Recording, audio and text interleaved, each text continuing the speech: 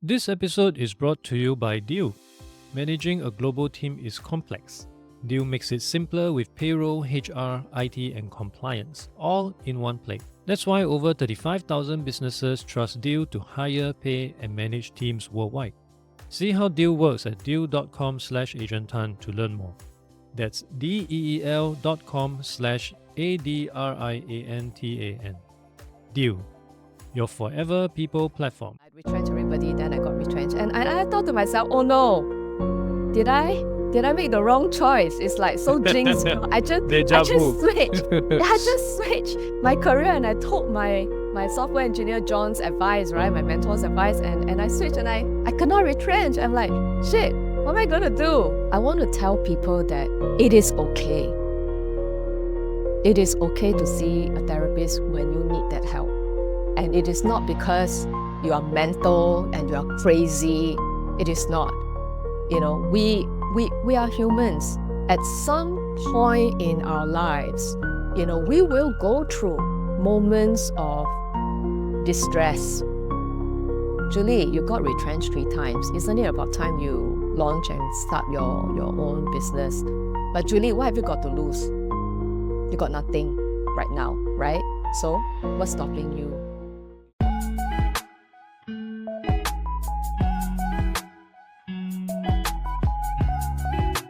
Hello, Julie. Welcome to the show. Hey, hi Adrian. Thanks for inviting me to the show. Thank you so much for coming on. I've been seeing you all over the internet, very busy. Most people that are listening to my show likely already know who you are, but for the minority who may not be familiar with you, how do you normally introduce yourself? Okay, so normally I will introduce myself as I'm Julie. Hi. And I was formerly a corporate HR director from corporate world, MNCs to Big Four to startups, and then was retrenched. And then I launched forth my own business in offering fractional CHRO as a service, as well as HR consulting. So I help business to solve issues, and I help them with talent strategies to boost productivity, to strengthen their human capital capability, and then also to improve employee experiences. Wow, that is such an extensive portfolio. We'll try to dive into each and every one of them. Sure. But one thing that I'd like to touch on first would be you led with the retrenchment bit. Trigger a bit of my PTSD lah. Let me share with you my story first. My first retrenchment actually came in year 2001, .com era. Yeah, I was in a .com bubble burst, got retrenched, but I think I was too young to really sense the magnitude of the situation. Still living with my mom, I don't really have to pay the bill, so retrench lor. Yeah, stupidly moved to another company, kena again. How many years was that before This you was- kena again? This was right after, because I moved from one .com to another. And then in around 2003, I landed in a company that distributes spare parts for airliners. I thought I was safe lah, no more .com bullshit. But then SARS came along. People stopped flying. 2003. I did not exactly got retrenched, but I do remember the MD holding an emergency town hall. Oh, don't worry, everything is going to be okay. 1 week later, he resigned. So it's like, wow, no vote of confidence. But that was what Oh dear. I guess pushed me out of my comfort zone and decided to pursue my own business. But that's the TLDR of my story. I'd like to hear more about each of your story, about the 3 retrenchment that occurred to you over your 30 years career. Yeah. Because as much as it is much more prevalent nowadays, I think for many people it is still a taboo subject lah. And to be honest, I think with so. all the shenanigans happening right now, I'm not surprised we're going to see another wave now. So I think this conversation may help people to be prepared for what unfortunately would be coming. Yeah. Okay. I'll share my 3 retrenchment stories. Okay, so it has to start this way. I started work in 1991. At that time, I was part of an R&D joint venture between the R&D arm of National Computer Board, which you don't hear about today because it has transformed itself. So the R&D arm of National Computer Board was ITI, And it was a joint venture between that and Sanyong Cement, the Korean company that has invested in a high-tech, try to, venture out into a high-tech business. So we were building a video conferencing system back then. And look at us today. We're just using it freely. Yeah. So back then, can you imagine I had a computer engineering background. So I helped to build the prototype. So the design and all that came from the engineer who is French, and then was building the hardware prototype. You can imagine this big chassis on a 486 computer. Have you heard of 486? Yeah. Oh, I have. I'm old enough to know. So it was 486, right? Huge, bulky thing. And then building the product, went to every PC show, tech, whatever, IT show, PC show, imaginable. And we just display, try to outbeat each other in terms of that technology. So I remember Apple was there. And I recall Apple's was the small, tiny little bulky box, rectangular ones. And their video conferencing system was very cute. It was no color at all. And the screen was just a tiny passport size photo, very, very small. And then ours was like, wow, big chassis, and it's colored. Ours was colored, and ours was a lot more stable than theirs. But I remember went to every booth, right? All those because I think bandwidth not enough at the time. It wasn't even fiber optics yet, right? So everything would just hang in the middle of it. So we were all praying that ours will not hang. So that was a little bit of that story there, and we were building that. So after the product was launched, it cost 14K at that time in 1993, 14,000. And can you imagine if people were to buy it, right? Who are they going to call? The whole infrastructure wasn't ready at all. And then the whole project team was left hanging. I think those guys in ITI, because they are part of the R&D arm of National Computer Board, they stay on. But in the company that I was with, Atel, the whole team left. So my software engineer spoke with me, and he said, Julie, you look around you, all the whole project team of about 15 people. How many women? 2, right? Me and another software engineer from Hong Kong. And it's just 2 of us. And then he said, you came in very, very late, right? I came in very late, and there was no chance for me to do a lot of coding at all. So I did a lot of hardware. I did the HTML, yeah, the help menu piece and all that. Did all the testings and all that, and the user manual. And then he said, are you sure you want to do this for the rest of your life? And I told him, I said, and his name is John Tan. And I said, John, I felt stuck, It's like, have I wasted my mom's money, studying this? And then I felt stuck. So the engineer was my mentor. John was my mentor. So John told me, he said, no, Julie, you don't have to feel stuck. You can use this as a launch pad, use this as a springboard to your next career. And then I said, how is that possible? Will people even consider hiring me? He said, yeah, I've observed you, Julie, you are pretty good in the human interaction piece, and I think you are quite perceptive there as well. So why don't you make use of this strength, and do something else? And I took his advice. He said, no, Julie, just try HR. You don't know, you never know, just apply, right? Or PR work. So I applied to a lot of those HR and PR work. And then I got a job. I got a job in Black & Decker. I don't know whether you heard about Black & Decker. So Black & Decker Housewares, and they were at Pioneer Road. They have a manufacturing plant.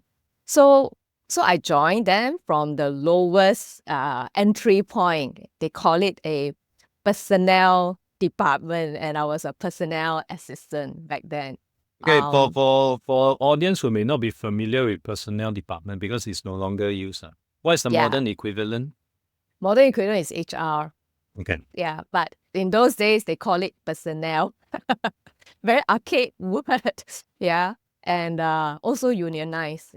So they manufacture dust busters. Some of you may still see the dust busters around, and power tools came And because power tools came, the housewares, things like kettle, those meat grinder and all that, they were competing against the likes of Philips and Kenwood back then, those housewares items.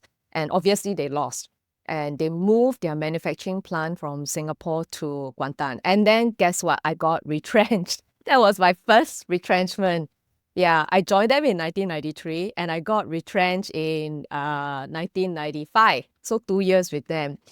And when I was retrenched, I was the last few, like retrenched everybody, then I got retrenched. And I thought to myself, oh no, did I make the wrong choice? It's like so jinxed. I just switched. I just switched my career and I told my software engineer John's advice, right? My mentor's advice, and I switched and I could not retrench. I'm like, shit, what am I gonna do? I was really scared. Yeah, I was really scared. Still living with my mom back then, but in terms of salary and all that, I needed to help with the family as well. So I was a Christian and I prayed and I decided that, okay, so I tried HR. So I thought maybe try PR lah. So I did. Then I applied for a PR job. Then I worked for this company called MaxInfo as a technical newsletter writer. So we attended press conferences, like CompAsia, PC World, Tech World, that kind of thing. So, and then this company will represent tech companies in their PR events. And at the same time, part of the service is to also help them launch their newsletter. And they were also the newsletter PR writer for National Computer Board. So I went back to National Computer Board as, a vendor, and then I met my old friends again. It was quite fun. But I didn't like that job there. I didn't like the vibes of PR. I just feel that the whole culture in the PR world was not for me. So I resigned. And then I went back to HR, and that was with this company called Betsy Bond. So Betsy Bond became Hercules, and it was 11 years down there. And throughout these 11 years, I thought I was very, very secure because my HR career grew. It was regional role, grew, and I was sent to Shanghai. So I was working in Shanghai with them. They set up the regional office there. And then we went through a lot of merger and acquisition. So it became smaller and smaller, and some people were made redundant and all. And then finally, it became so small and so profitable that it was bought over by Ashland. And then my second retrenchment happened when I was in Shanghai itself. And then I was like, oh no, okay. So the only comfort that I had, Adrian, was that I protected myself and I protected all the Asian expatriates that I moved out of Singapore into Shanghai. You see, in this company, they protected several individuals, especially the Australians, when they moved them to Singapore or Shanghai, because there's this redundancy clause that was inside there. And the headquarters in the US agreed to this. So when I have to move the intra-Asia expatriates around, I decided to put the same clause in to protect the rest of us. So I protected everybody, including myself. And then, so it was a good thing. Because of that, I had a huge windfall because I worked 11 years with them. Yeah. So you can imagine part of that salary in Singapore was calculated based on the Singapore salary. And then the other part was based on some labor laws of China lah. So all in all, you could possibly say that I received maybe 10 years of salary, something like that, paid out to me. Yeah. So I was very glad that I did that. Very much unheard of in modern times. Yeah. Yes. Yeah. It was a specialty chemicals company, and they were in a few lawsuits. People sued them because they didn't receive enough of those retrenchments, and also that was why they want to be careful. So so you want to be careful. You put it for the Australians expatriates. Okay, so I will do it for myself as well. Anyway, the company is no more. The company is no more today. It's bought over already. So in view of all this constant retrenchment going around, one of the lesson that I can learn from is try to look for companies that had lawsuit when it comes to retrenchment. Because they'll be so scared, you likely would have a good clause in your contract. I think it also depends lah, because that was a very traditional company, and they do take care of people quite well, which I was very thankful. Can you imagine a company, they will cover you for hospitalization and surgical, as well as outpatient for your spouse and children. Unheard of, at that time. Yeah. So they cover, and they also cover maternity. Maternity as in all doctor-related expenses. So maternity, there's cesarean, there is like a subsidy of 1,000 or 2,000. So at that time, in the early 2000, that was like a lot of money. Wow. Okay. Yeah, early 2000. Yeah. So that was a company.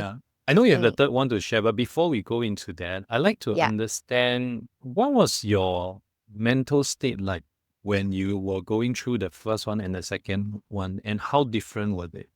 Okay, so the first one was scary because I felt I didn't know whether I made the right decision at that time. Was scared, was very scared, and I thought, maybe they didn't want to keep me because I wasn't good enough. Yeah. So I was quite disappointed, but all the people back then told me, no, it's not because you're good enough, Julie. The rest of us are going to be retrenched too. So it's nothing to do with your capability. It's purely business reasons, and they have relocated. And then with the power tool side coming in, it's a new management, so they will want to build up their own management. So they told me there was this finance manager. No, she's not finance manager. She's the accounting manager. Her name is Florence. I always remember her. She told me this. She said, Julie, don't be afraid. Don't be afraid. Now that you have some retrenchment payout, take this money and just do something good with it, right? And find another job. And she said, the economy is good. You're young, Julie. You can try anything. Anything is possible as long as you work hard. So I took her advice. I did something for myself. I put on braces. I had very crooked teeth back. So that was what I did. Okay, so I have very, very bad teeth. So what you see today is actually orthodontics correction. All right. With your dramatic pause, I was expecting something, buy a private jet lah, do something lah with a 10-year payout. My pay was my first one Black Decker was not 10. Yeah, okay. The first one, right? You talk about mental stage of each one. So the first one was I go and put on braces, right?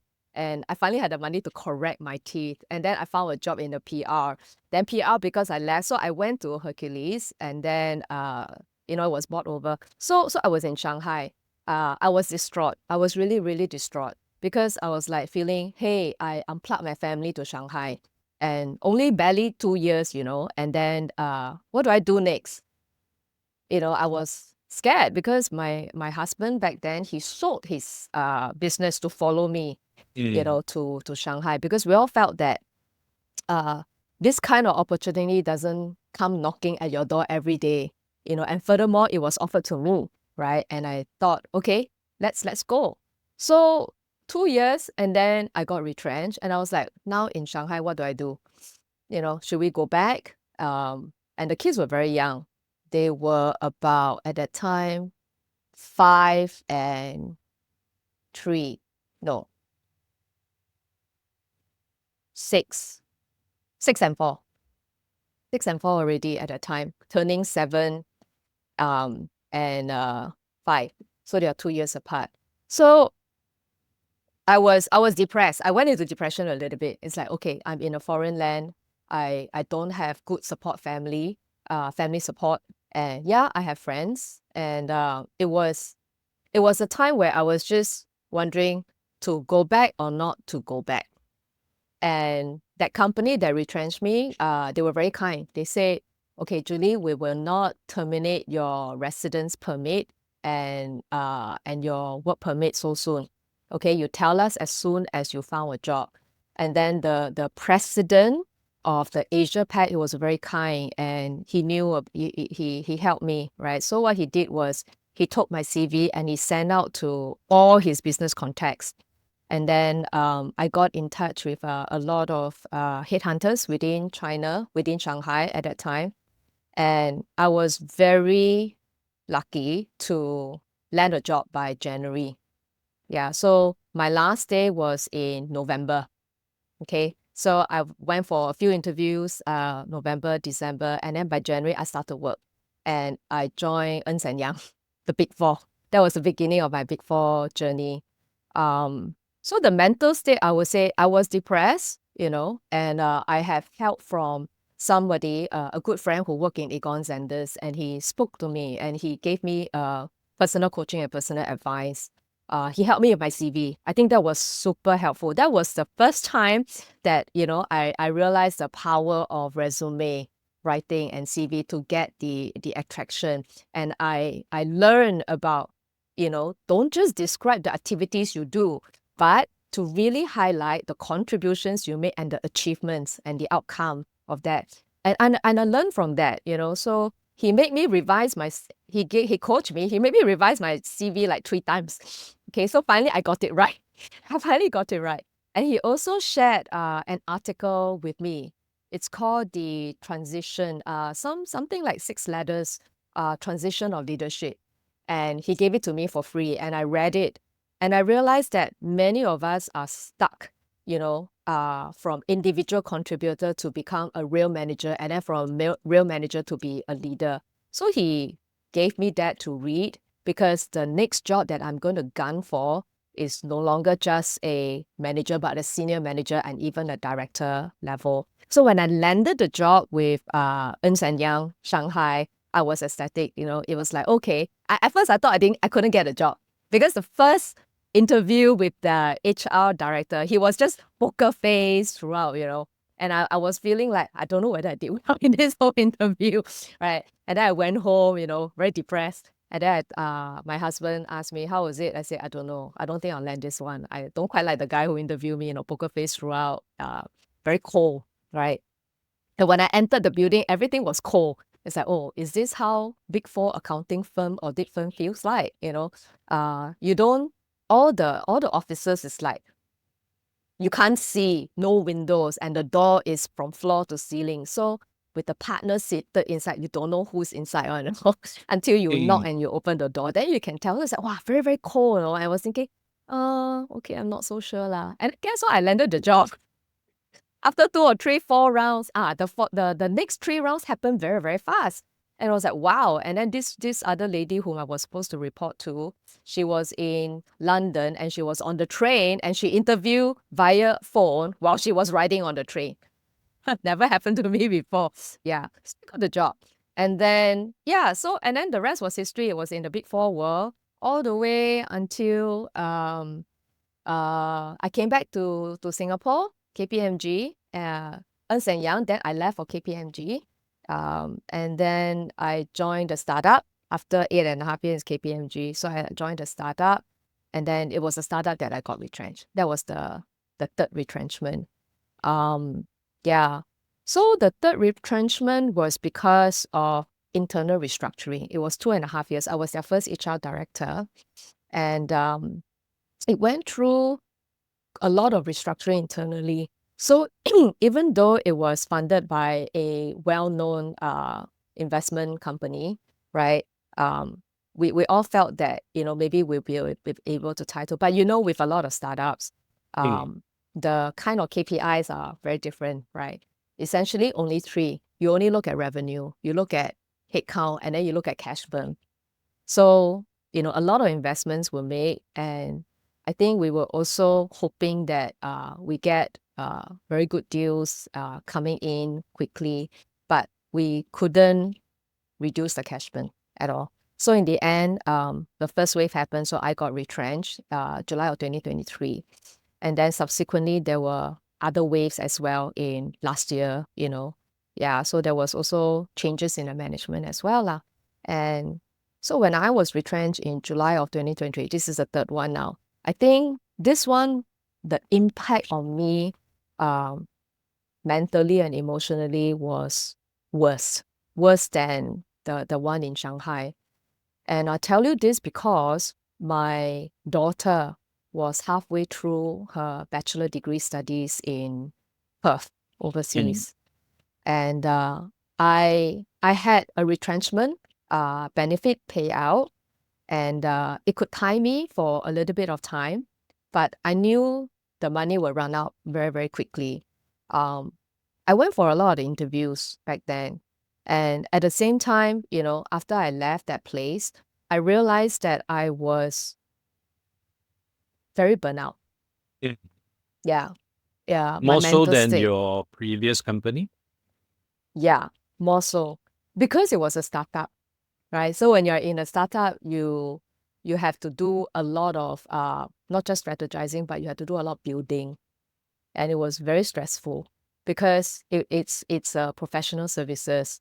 So it's a chicken and egg thing. I say that because you cannot build the bench to be too heavy while the pipeline of work has not come through, right? So you're measuring the pipeline of work that you pitch for, and you're tracking, whether it's from stage 0 to stage 1, stage 2A, 2B to stage 3, right?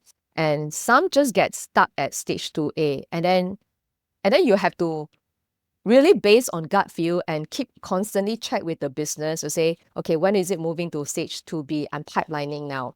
Even if I pipeline a lot of candidates, I cannot keep them warm too long because it was a frenzy hiring time where, we were competing against the likes of the e-commerce. They were also frenzy hiring, and Grab and all those companies, they're offering much higher salaries than what we could afford. The tech giants like Amazon and Google were.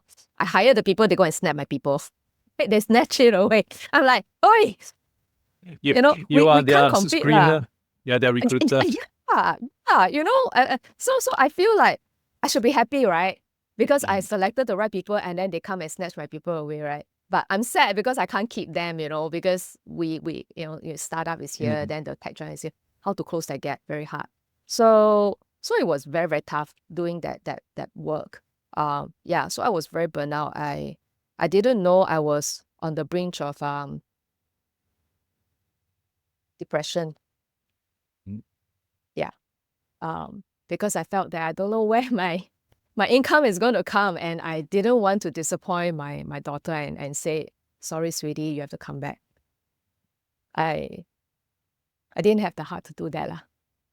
So I've thought, okay, maybe I should be more positive, right? Because there were a lot of agencies that I work with personally, and I told them, and they helped me to find jobs.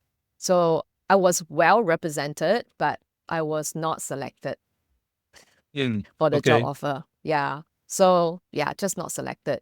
Yeah, also I saw a therapist. Yeah. It was like taboo to me. It's like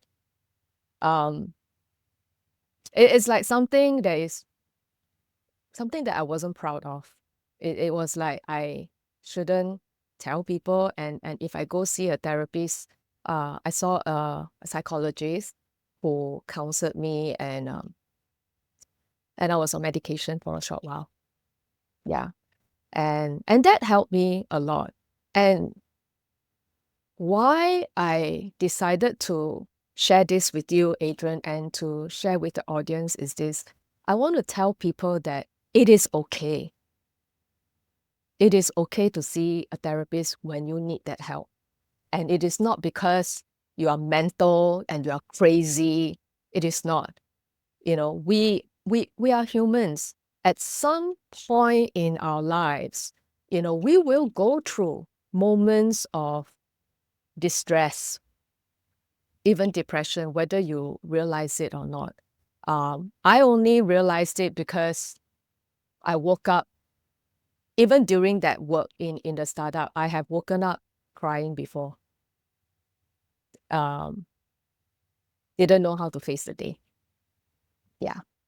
So I knew that was a red flag already. So that was why I sought psychiatric help. And it was helpful. It was really helpful. 3 months 3 months was all it take, for me to just rebound back. I took the medication, and at the same time, why I went through it, second reason, I was going through perimenopause. And with I need to pause you for a second. For Yeah. people who are not familiar, what is perimenopause? Okay, so perimenopause is a condition and a cycle that a woman goes through when they are in their 40s to 50s, right? Some women go through as early as 35. I've heard of stories where women go through it in 35. So perimenopause is the stage where your body slowly ease into a stage where you go into menopause. That means your menstrual cycle stops. That's menopause. So perimenopause is the stage before the actual menopause process happens. And perimenopause really messes up your hormones. So for me, imagine I was going through perimenopause without taking hormone replacement therapy. So hormone replacement therapy is one of those things that helps a woman to manage those symptoms. And the symptoms of perimenopause are several. So what I experience is I get a lot of migraine headaches. And then I get this thing called brain fog where I just jam, cannot function. Like you talk, then you suddenly, what did I say just now? You lose your train of thoughts in a meeting. Really, literally, it's like jam down there. Like walk into the kitchen and like, why am I here?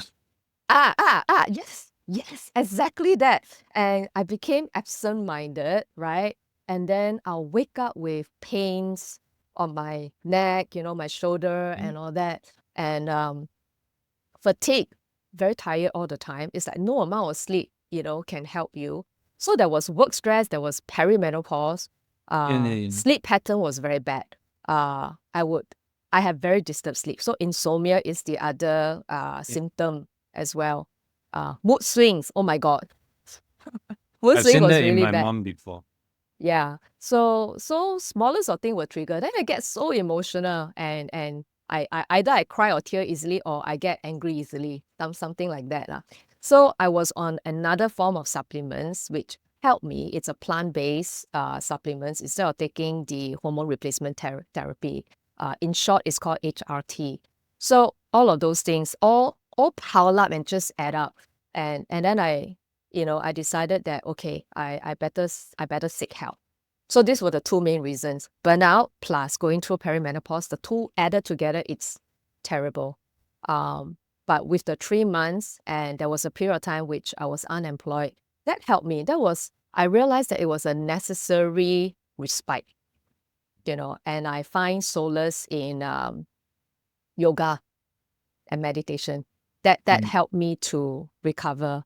Networking, that gave me a chance to go out to attend events, networking, and in one of the networking session, I met you, Adrian. Yeah, so things like that. Yeah, so that was how that was the mental state, Yeah. So Quite I tough. personally, at one point in time, I also wanted to see a therapist, but I was too broke to even consider one. But I was really sure I was on the brink or probably have already crossed that bridge because I was waking up in cold sweat. And I never thought it was possible. I always thought it was a way people dramatize in movies, but it's actually possible. And I Yeah. refuse to sleep at night because I know that when I wake up the next day, I'll face the same bullshit again. So it was very dear. horrifying. And then plus, you just indulge in all the vices. I was smoking a pack a day. I basically had to drink before I go to sleep. Just to, I don't know, calm myself down, so to speak, which of course doesn't work. So it is unfortunately something that I believe may be more triggering because I was at a stage of my life where there's just so many things coming to you in all directions. Now, granted, of Yeah. course, as I look back and reflect right now, if I could turn back time and with the possibility of hindsight, probably I would have done things differently to prepare myself better. But unfortunately, not everyone has that hindsight. But having said that, as we are still on this topic, as we were talking earlier on, I think most likely more people will be facing this kind of stuff as we move forward with the benefit of hindsight right now. looking back, Yeah. how would you have, let's say before your third retrenchment, 6 months, 1 year before, you already know you Mm, can see in the future, or this is coming already. What would mm, you have done differently to prepare yourself for that? mm. That's a very good question. I did think about that previously, and I think I would not have just, I would have built a secondary skill set to prepare myself. Yeah.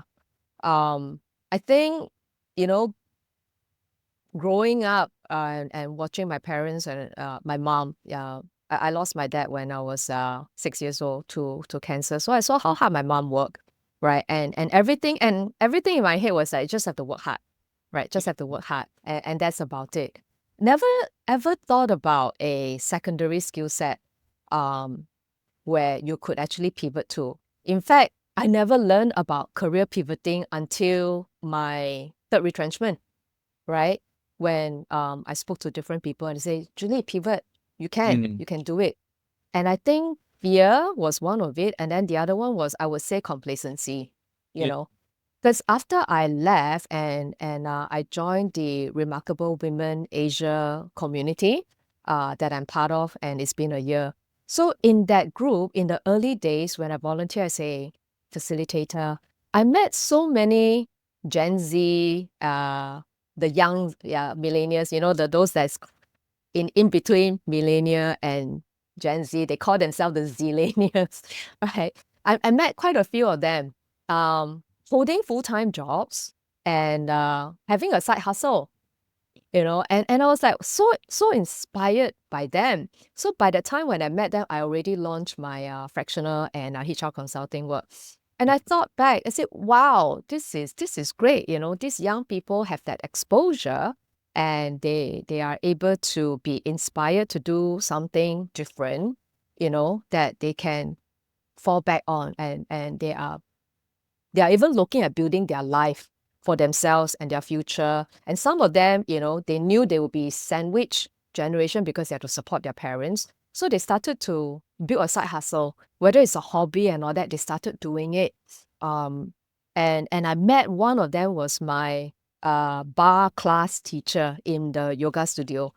She told me she would teach like 4 classes in the evenings or on a weekend in a week, right? And then she can fetch like additional 2,000 just for Mm. doing that. And at the same time, she exercises. So as I look at these people and I look back at my life, and I told myself, I could have done that, you know. I played the piano, and, Mm. and I thought, why didn't I think about teaching young children piano? That could be a possible side hustle income, right? Just young children. Because I only learned up to grade 5, so I cannot teach anything beyond that. But I could also potentially teach pop piano because I learned pop piano from church, right?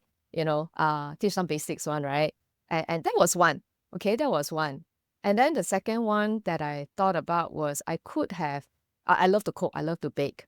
And I could have also built a second side hustle of maybe baking, you know, things like that. It was a bit late, right? When I discover, like after I launched forth my gig, and then I got invited to speak on panels and all that.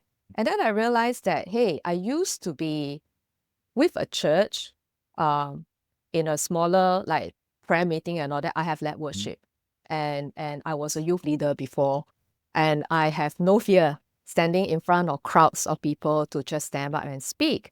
And then I discovered that, hey, I have this strength. Why didn't I make full use of it? So these were things that I discovered after my third retrenchment, after I launched forth, and I saw more and more possibilities there, that I could pivot, right? Yeah. So if I've gone back in time, those would be the things that I would do very, very differently. I would not just sink myself and like give my life, to work, and didn't take care of myself properly. With, as a working mom, you have children and all. It was tough. And in my family, it was different lah. I was a sole breadwinner. I was the person who is the financial provider for the family. My husband was the homemaker, and then he has his part-time jobs and all that, which is different. So that was a bit unusual. My kind of family is very unusual for compared to most conventional families. Yeah. So I could say that I could give myself an excuse to say that I didn't have the time, right? But as I look back, time is really what you make use of, how you draw a boundary. There was something else I discovered myself, Adrian, was that I did this something called positive intelligence assessment, where I found out my saboteurs. So usually people do strength based, right? Your strengths, and you know what your strengths are. But this was the first time that I heard about saboteurs, which is the opposite, right? Of your strengths, which are your weaknesses. And I discover, there were weaknesses there. So it's a Clifton weakness finder. No, it's called positive intelligence. I can Google it and let you know later. Okay. I learned this through the Remarkable Women Asia's group, the very first few sessions that we became part of the group, and a few of us volunteers, we took the test to find out, what our saboteurs are. So my top two, same score, damn crazy, 8.8, 8.8 out of 10 was hyperachiever and hypervigilant. Okay. And then my third one is scoring at 8.1 was pleaser. Yeah. So that was a very in your face. And then everything else was like, the scores were quite low, like 5 and below. But these were the top 3 scorers. And it's an aha moment for me when I saw it. It was like, oh, no wonder I get burnout.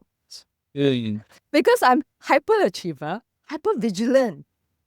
Right? When you're hypervigilant, you worry, right? You're like, oh, I must think of all the scenarios, must make sure that things are not perfect, but won't go wrong lah. Like Murphy's Law, when anything can go wrong will go wrong, right? So I had this thinking, right? So there's a hypervigilance part, and then there's a hyperachiever part. Like I can't say no. And that's where the boundary was, right? I don't know how to draw the boundary. I'm very helpful, right? And people say that Julie is very nice. She'll help you. She'll solve all the problems for you. That's what I'm known for. But when it comes to taking care of myself, it's something else. Yeah. And then the third one was pleaser, right? Didn't realize that oh shit, no wonder I burn out. Try to please everybody. Try to mediate, right? Pull everybody in a common ground. HR lah. But this combination of 3 saboteurs, I would imagine they probably serve you quite well during school time. School time, wow. School time, what did I do? School time, okay, they will send me to speak. When it comes to speaking to a teacher and asking for things, they say, okay, Julie, you go. Okay. Because I'm fearless, I'll just go and just ask, right? I'm quite shameless as well. I just go and just ask, lor. The most is a no, lor, or a yes, lor. Yeah. So that was one of it. Pleaser, I think, no leh. I think when I was in school, I don't think I was a pleaser. People either like me or they hate me. Yeah. And they call me Chili Padi because I'm the smallest, yeah. So I'm, when you line up, right, I'm always at the front because I'm the shortest. And then they'll call me Mother Hen. 小母鸡. So at what point did the pleaser aspect start kicking in? Yeah, so I also don't know, and I never quite thought about when the pleaser part came in. And I guess I think it was at work. Yeah, it was at work. Because I got retrenched the first time, right? And I did not want to be retrenched a second time. So in the second job where I worked for 11 years, I did everything I could to survive. right? And any quarrels and all that. I think it's after I went into HR. Yeah, I think so. After I went into HR, it's like, how can I resolve conflicts? So because people's conflicts, they don't come to you, hey, HR, help me to solve this, right? So that was the part where I tried to pull people together, and I managed to, right? And I managed to, this department and this department hate each other, they don't talk, right? Because of the two hates. And I would be able to just, I don't know how I did it, but I just seem to be able to just find a common ground. Everybody just agree. And then these other parts, okay, you can agree to disagree, it's fine, right? So I was able to do that. And then slowly, you start to use this strength, the pleaser part. And also because in the Big Four world, and this is really the Big Four world now, because they are very client focused. And when you want to get your client to agree with you, you do what you can to please the client, you give in. So similarly, the same is then expected of the corporate services. So for me, I watch how they do it with their clients. And I realized this, right? And I was a HR business partner.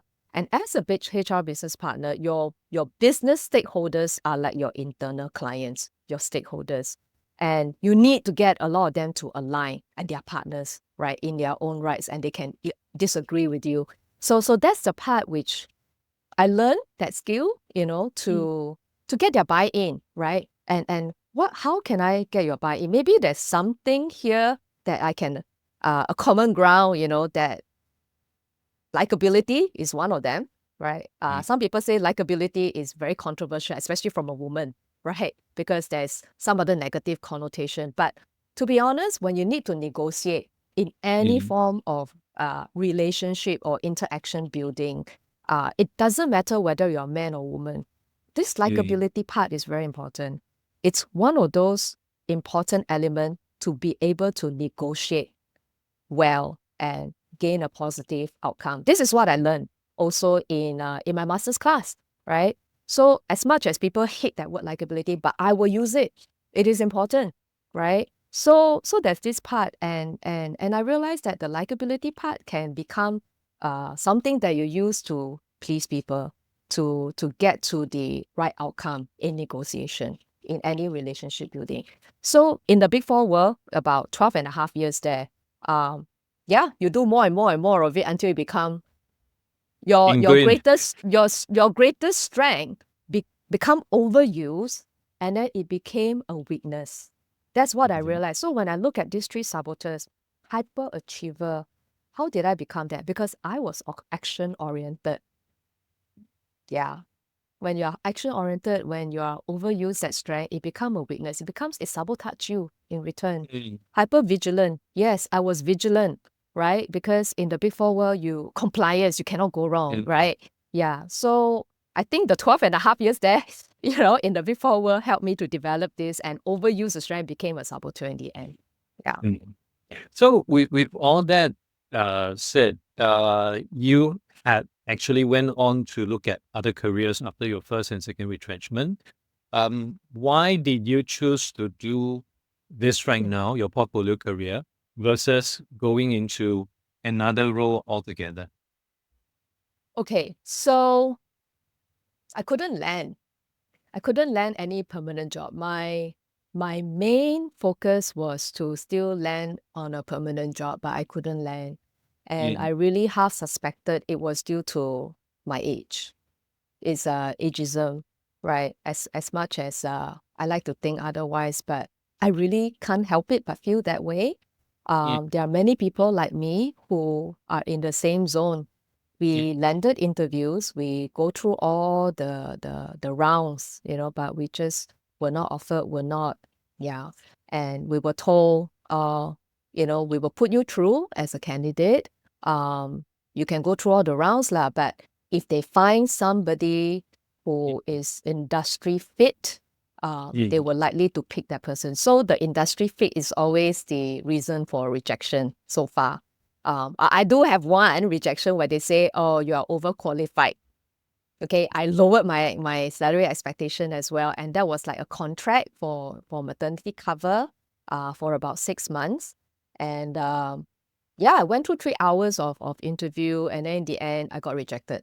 It's like, why? It's just 6 months. I'm not here to take your job. You don't have to renew me. I can go in, plug and play, and just do your work very easily. But I didn't get that role. Yeah.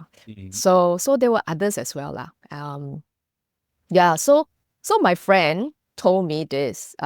This my Hong Kong friend back in Shanghai when we were working together in Ernst & Young, Pauline, and she said to me, Julie, you got retrenched 3 times. Isn't it about time you launch and start your own business? So when she was working with me in Ernst & Young, she left and she joined another company. So like you, Adrian, shortly after she joined, she was retrenched. And she was so fed up. She's a Hong Konger. She lives in Hong Kong. And she said she decided to okay, I will not leave my career destiny in the hands of another person. Right, so she launched forth her own. She's in corporate finance in M&A space, and sometimes when she has HR questions, she will reach out to me and ask me. So when she spoke to me, when she heard about my plan, you retrench again, and then she said, hey, it's about time lah. You start, and I was scared. I was scared because it's not something that I've done before, and I'm the sole breadwinner some more, right? For her, when she launched her own business, she has a rich businessman husband, okay, and she could afford to do that lah, and they have one son, and then I thought, okay, but I have two, and one is studying overseas now, right? This is a damn scary thing. And then she said this, but Julie, what have you got to lose? You got nothing right now, right? So what's stopping you? And I thought about what she said. She was right. And I was still undecisive about it. But I started networking already a lot, and then the opportunity came. So it's networking, right? And through the network, I met is my classmate from my master's program. I met her. She invited us, and then through her, I met her friend, whom I just met for the first time over a Christmas party. It was just a casual chat of 2 hours. They learned about me being retrenched. And then she went home and talked to her father. And then her father told her, oh, there's this place they are looking for a head of HR. Maybe your friend might want to apply. And I thought, oh, so that was December of 2023. Okay, 2023. Yeah.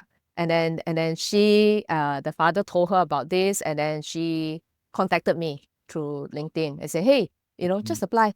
So when I found out that it was a international school, all right, and I thought, okay, I knew, okay, maybe cannot really afford lah, but never mind. Apply anyway. Talk first, right? Talk first. Who knows? Yeah. So the founder got my CV, and then she invited me for a chat. So I went, right? I went for the chat in January, and it was very interesting. It didn't feel like an interview. It was like a business discussion. She was telling me how she started the school, and then she shared with me her business plan, 7-year plan at that time, the growth, and very beautiful story, right? And then I share with her, okay, and I actually challenge her on some of the thinking, right? And then she was saying that, she was thinking of offering this other candidate this role and all. Then I ask her, did you consider this? Did you consider it? Did you think about this and that? And then she said, oh no, I have not thought about those things. And then at the end of the 1.5 hours conversation, she said, Julie, I want to hire you, but I cannot afford you full time, And I said, okay, so what do you have in mind? And then she said, okay, how about I offer you on a fractional basis? Right. And I was like, oh, okay. I was quite excited to learn about this. And she said, yeah, what do I engage you on a fractional basis? Not on a full time, because I know you can come in and help us and solve our HR issues, because there was a gap there, right? And they were looking to scale and grow in 6 years' time. So I thought, okay, and I asked, how would you like to do this? Would you engage me directly as a contractor, or do you want it to be business to business?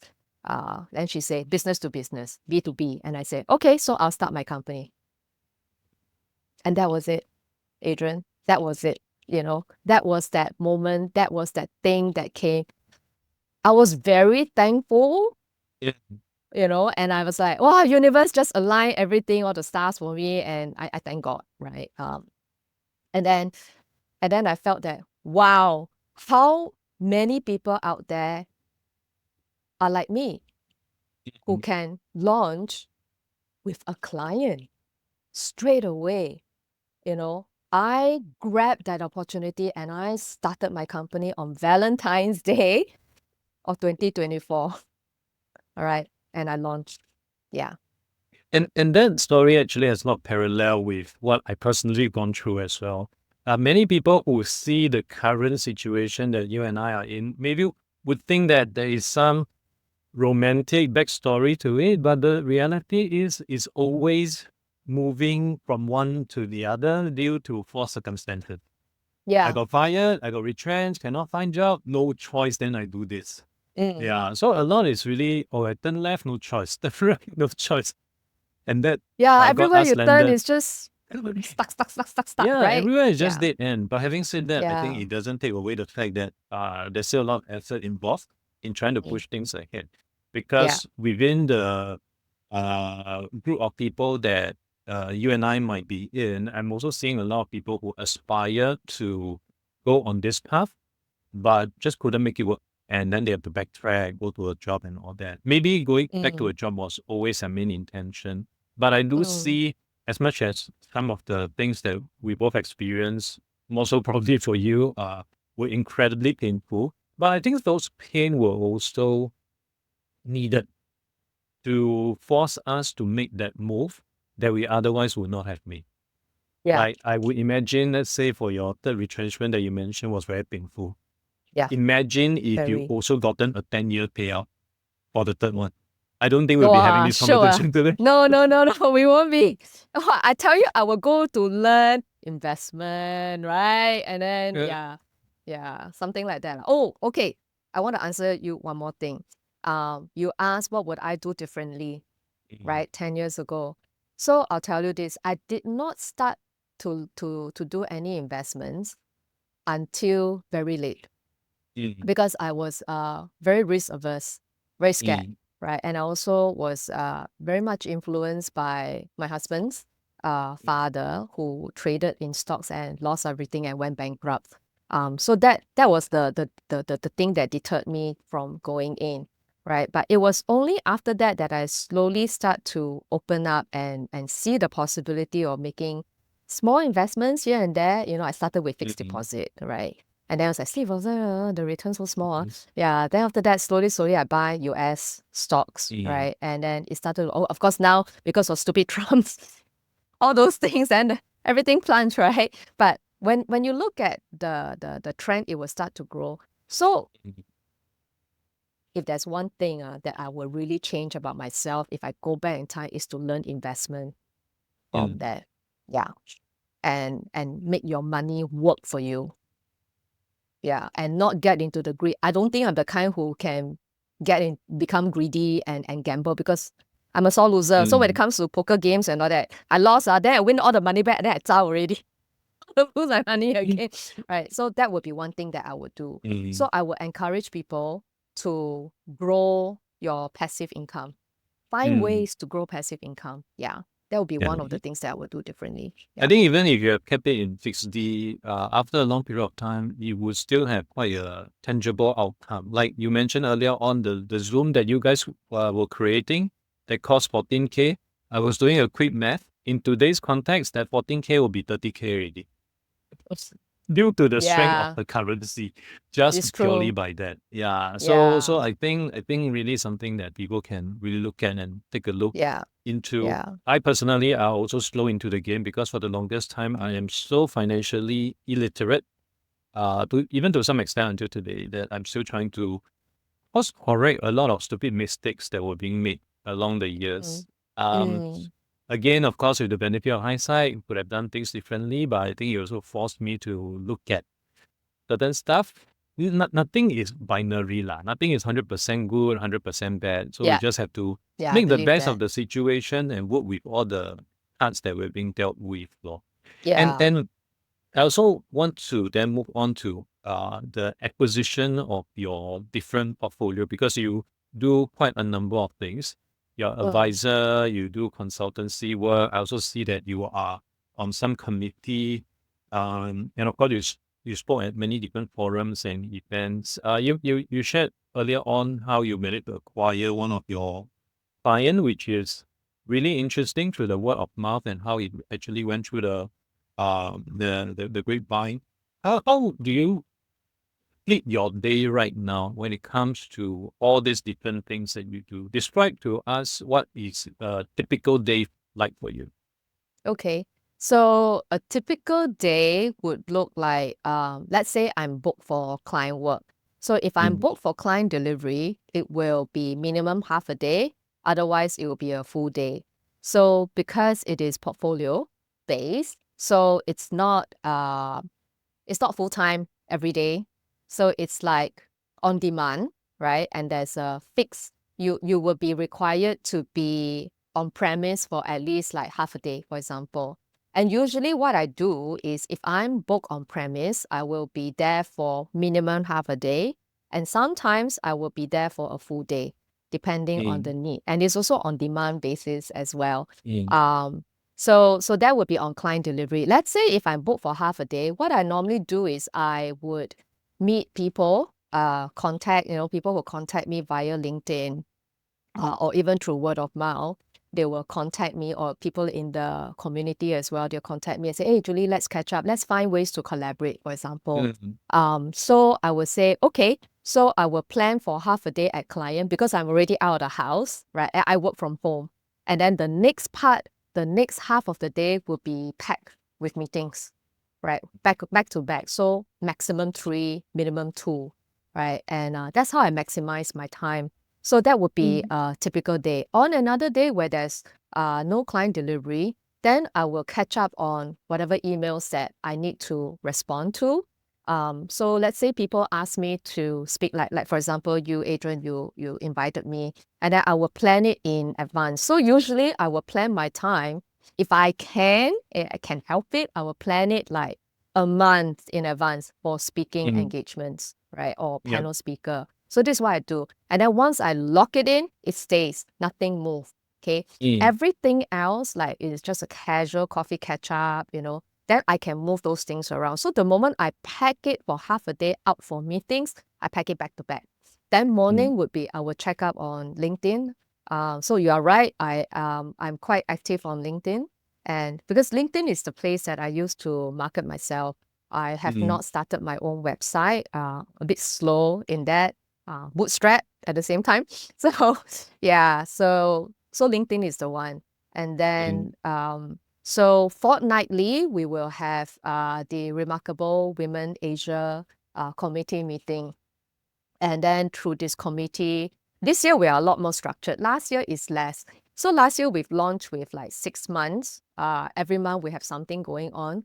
And then once a month we will meet, and then we'll decide on the topic, and then we'll deliver, right? So that's how we do it. And then we will plan activities, casual drinks, casual catch up, no specific agenda or topic, and we just meet and gather and just chat. Because and I do that very, very intentionally. Get to know people and find things that you can collaborate on, right? Find connections and tell them what you do, learn about what they do, and you remember each other. Then along the way, something may just come up. And in my last 1+ year of doing that, I have connected several people to several opportunities. Yeah. And then the passive income that comes from that was an informal agreement where they give you a referral fee. Right. Yeah. So there were a few cases where I did not ask, but they are very sensible, very 自动, okay, in Hokkien. And they'll just give me, and then I say, hey, we signed this, since you helped me out. I said, oh, really? Yeah. Oh, thank you. Then we sign. And then after he got the collection, he said, hey, bill me, And then I bill, and then straight away in the evening, the money is in. And that was With, so with, helpful. Yeah. with that said, do you think it's harder for introvert to pursue this path? Because a lot of things that you seem to come across, the good stuff, through your engagement with people in networking. Of course, when you're in school, you spoke. So that also has a foundation to your ability to connect better with strangers in person, I would assume. For introverts, would it be more difficult? For introverts, okay, so networking, socializing is a skill. Yeah. It is something that you intentionally want to do and step out to do. I have seen introverts who manage to step out of their own zone and transform themselves, right? Because I believe that whether you're introvert or extrovert, you have the capability to learn. And I believe it's a skill that you learn. So when I was in school, I remember my first stage oratorio competition. I have to memorize and deliver a speech, but my legs were shaking. My legs were shaking, and I got consolation prize. I didn't win, okay? But it is a learned skill, because the more I do it, especially in church as a leader in a small group, and then the group get bigger and bigger, you learn to overcome that fear, and it is the message that you're carrying and why you're doing it. So in a group setting, it is about, ask yourself why you're there and what do you want to achieve out of it, right? You just have to be very thick-skinned and just go forward and make that first contact and speak. So it is something that I learned, and I did it. I intentionally did it. You have something to share, okay? And then you are interested to know that person. So normally in a group, I remember my first networking meeting. So a lot of people. Then you see a lot of cliques already formed, right? Groups and all. So I would intentionally find one person who is standing alone by himself or herself. Yeah. And then I will have this thinking, hey, maybe that person is also like me, scared, right? So maybe I can go up and just initiate, and maybe the person will be thankful, and I'll be thankful if the person talk to me. So that's how I started. That's really how I started, right? So, and I went and I talked, and lo and behold, yeah, they were thankful that I approached, and then you exchange your contacts and all. Then slowly, somebody was looking at us, and then I would just say, come and join us, and we just chat, right? And I realized that, hey, it's not as hard as you think, right? So yeah, I always think that, hey, the other person is just like you, hesitant, and I have helped 1 or 2 or 3 introverted friends to network. They say, come with me, watch how I do it. Yeah. And then slowly you learn. It comes with practice, and you must be intentional about it as well. Yeah. I think it's inevitable. It comes with the job scope. You just imagine a CEO that refuses to do press conference. You can't. It's part of the job scope. You just have to. So it's just something that people would want to be mindful of if they want to pursue this path. As we're running out of time, I just want to wrap this up, and thank you so much for your heartfelt sharing and very transparent sharing of what you've gone through. I think all the listeners, including myself, were able to feel what you actually felt, maybe to some extent, during some of the journey and some of the conundrum that you were in. I definitely would not know what to do if I were to go through the third one, if I had kids, in a specific situation they have to consider. But ultimately, I think the flip side of the story is it did not kill us. It only made us stronger. And that is where you are today. For listeners and viewers of this on YouTube who is keen to learn more about yourself and what you do, where do you want to direct them to? They can find me on LinkedIn. It's Julie Lee. Yep. And you mentioned about the remarkable community as well. I will also add that into the show notes. And thank you so much, Julie, for coming onto the show. Lovely speaking with you. Lovely speaking with you too, Adrian. Thanks for the invitation.